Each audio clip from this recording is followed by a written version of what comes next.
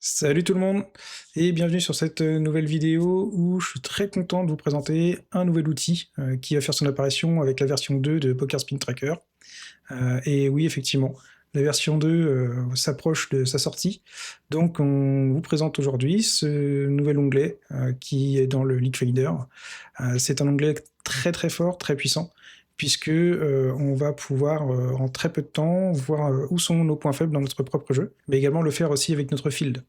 Donc c'est vraiment très fort, ça va vous permettre de maximiser vos exploitations et donc de gagner de l'argent, simplement en venant ici, passer un petit peu de temps, regarder où sont les points faibles de vos adversaires et en profiter ensuite sur les tables.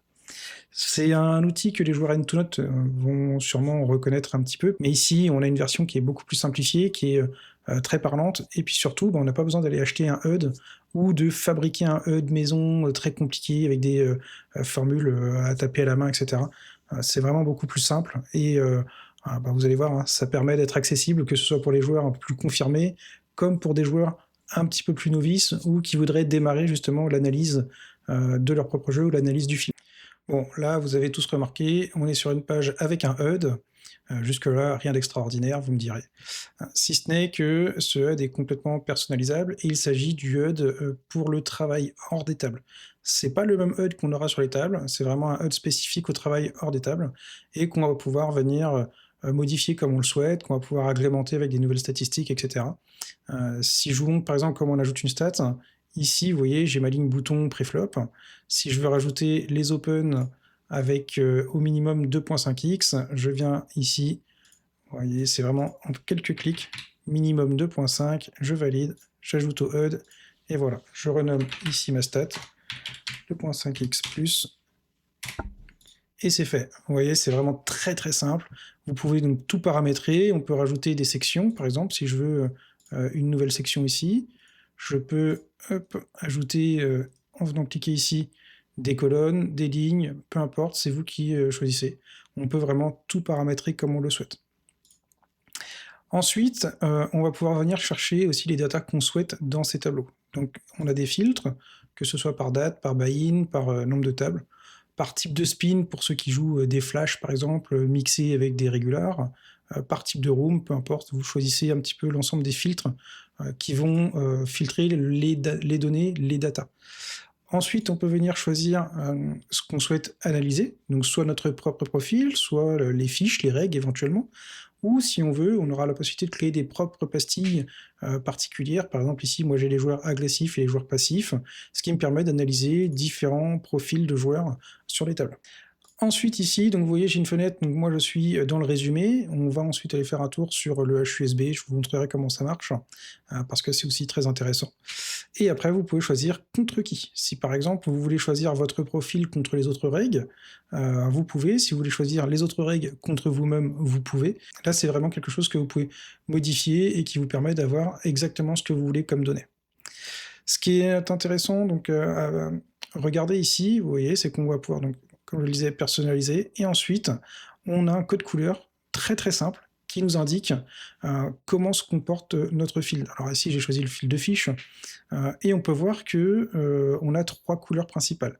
Le bleu, c'est tout ce qui va être trop passif, tout ce qui va être en rouge, c'est ce qui va être trop agressif. Alors ici, vous voyez, on a du limp, ça ne veut pas dire que c'est agressif dans le sens de l'agressivité ou de jouer quelque chose de cher, ça veut dire que la donnée est supérieure à ce que ça devrait. Et on a enfin tout ce qui est en vert, comme par exemple ici, où là, on se retrouve dans la moyenne. Alors, pour le préflop, c'est facile à calculer puisqu'on se base par rapport à nos ranges. En revanche, pour le post-flop, c'est différent. Il faut savoir que le calcul se base plutôt par rapport à la moyenne des données qu'on a sur nos propres règles. Donc, tous les règles que vous allez croiser sur les tables, on va prendre une moyenne de leur data et ça donnera, entre guillemets, la référence pour tout ce qui va se passer post-flop. Et donc là, vous voyez ici, donc sur le profil des fiches, il y a quelque chose qui est très intéressant et qui saute aux yeux. On a sur le post-flop, par exemple, le c-bet, vous voyez ici, qui est en bleu, donc on a des c-bet très passifs, à l'inverse, on a le deuxième barrel et le troisième barrel, que ce soit en 3 max ou en heads-up, on voit qu'on a exactement la même chose. Deuxième barrel, troisième barrel, qui sont très agressifs. Alors, ce qu'on peut imaginer ici, c'est que ça veut dire tout simplement que quand le fiche décide de ses bêtes, bah, tout simplement, il estime qu'il a une bonne main, et c'est une main en tout cas, qu'il aime bien, à laquelle il est attaché. Et une fois qu'il va ses bêtes au flop, il va très souvent continuer de turn et river, il va pas lâcher sa main. Qu'il soit en bluff ou en value, peu importe, mais c'est typique du fiche. Il va commencer à miser, il ne va, je ne vais pas dire jamais s'arrêter, mais pas loin. Donc l'idée, c'est de voir aussi que grâce à ce code couleur, on ne va pas s'arrêter sur une statistique en particulier, mais on va pouvoir regarder un ensemble de décisions. C'est pas de dire, ben voilà, ici c'est bête, c'est trop passif, ici deuxième barrel c'est trop agressif. Oui, mais qu'est-ce que ça veut dire? Là après ce sera à vous de faire le travail, mais en tout cas visuellement vous allez voir tout de suite, vous voyez qu'il y a des choses qui ne sont pas bonnes dans leur jeu, et ensuite vous allez pouvoir les comprendre très rapidement en un coup d'œil et vous adapter à ce type de jeu.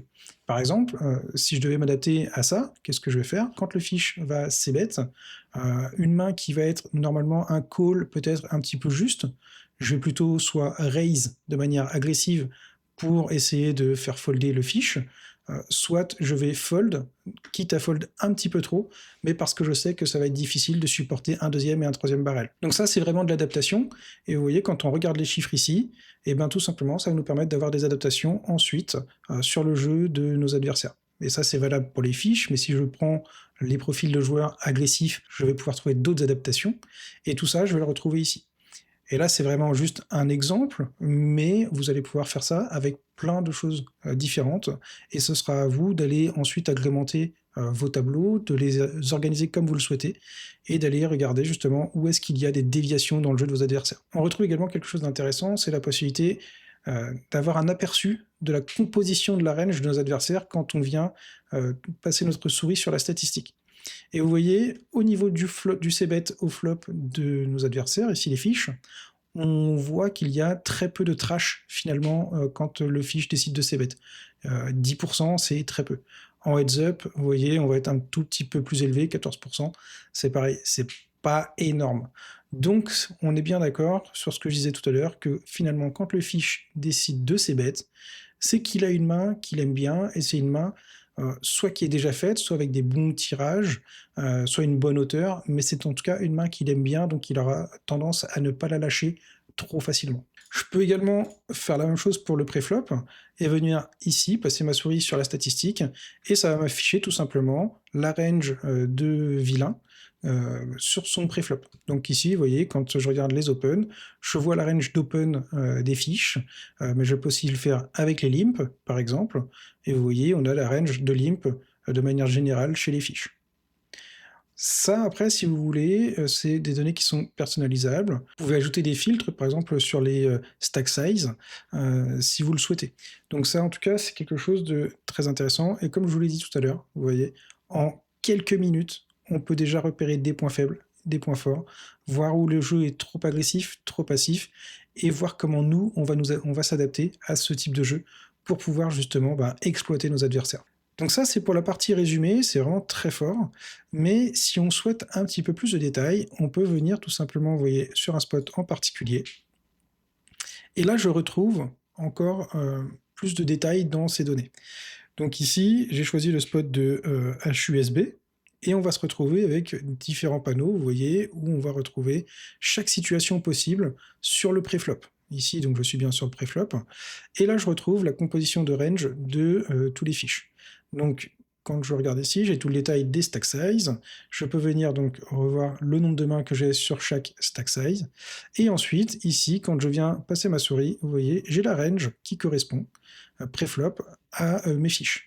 Donc ce qui est intéressant, c'est qu'on peut soit passer notre souris ici, et dans ce cas-là, on a la range complète, soit de venir par exemple sur la stat de call, et on va voir l'évolution de la range ici.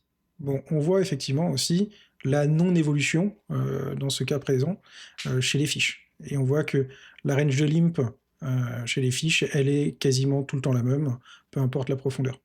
Donc ça, c'est vraiment intéressant, c'est très visuel, et vous voyez, pareil, pas besoin d'aller investir dans un HUD très cher, à 300 € pour avoir accès à toutes ces données.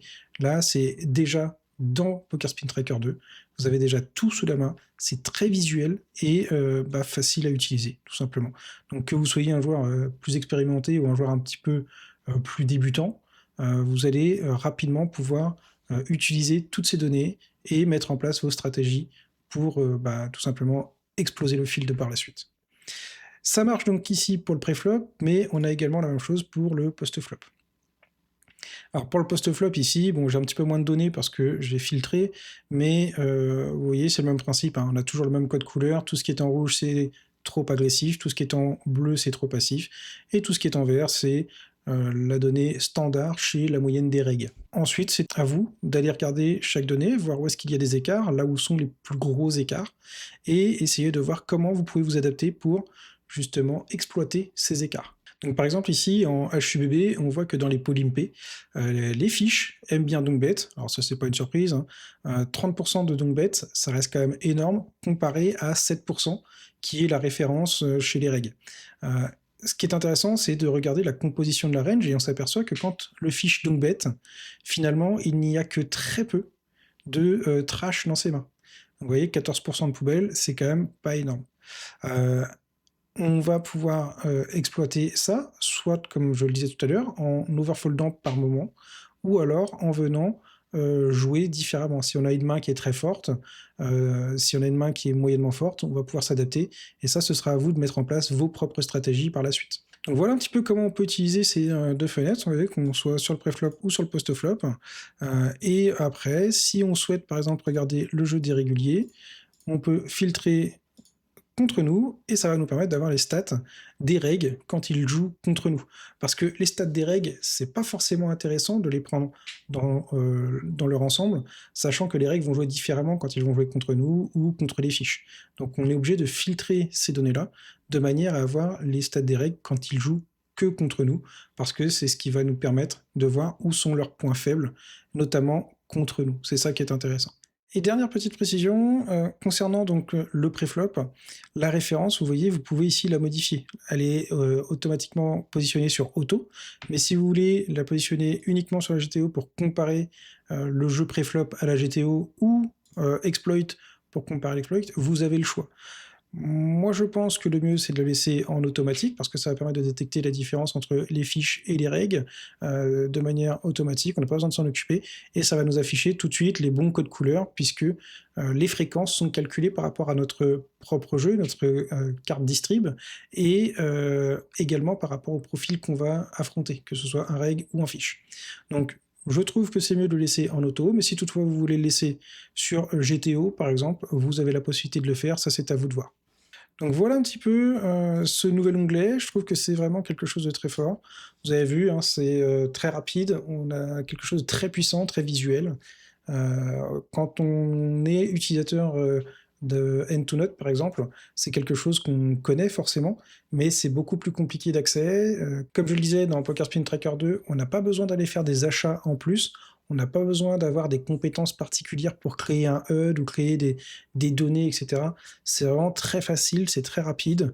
Vous pouvez tout gérer vous-même, vous pouvez ici faire plusieurs HUD, ça c'est vous qui pouvez les faire, hein, tout simplement. Vous cliquez sur nouveau, vous mettez hop, un nom ici, enregistré, paf, ça vous ouvre une nouvelle fenêtre, et ensuite vous pouvez switcher en fonction de vos besoins. Vous personnalisez un HUD pour tel type de travail, un autre HUD pour tel type de travail, et ensuite vous naviguez en fonction de vos besoins. Voilà un petit peu pour ce nouvel onglet. Je pense que c'est vraiment quelque chose de très fort, quelque chose qui va vous servir de manière très régulière. Personnellement, j'adore ce genre d'outil. Je trouve que c'est un gain de temps. Je pense que ça va nous permettre aussi au table d'être plus fort, plus efficace, notamment contre les joueurs récréatifs, parce que on voit tout de suite où sont leurs points faibles et là où est-ce qu'on doit appuyer pour gagner un maximum d'argent contre eux. Donc c'est vraiment un outil dans lequel vous devez passer du temps dans votre tracker. C'est impératif si vous voulez augmenter vos résultats et si vous voulez progresser sur les tables. Si vous avez des questions, si vous avez des remarques, n'hésitez surtout pas. Vous avez l'espace commentaire sur la vidéo ici, ou alors vous pouvez rejoindre le serveur Discord et venir poser vos questions dans le serveur, et je me ferai un plaisir de vous y répondre. En attendant, n'hésitez pas à vous abonner, à mettre un petit pouce bleu si vous avez aimé la vidéo, et moi je vous dis à bientôt pour une nouvelle vidéo. Allez, ciao!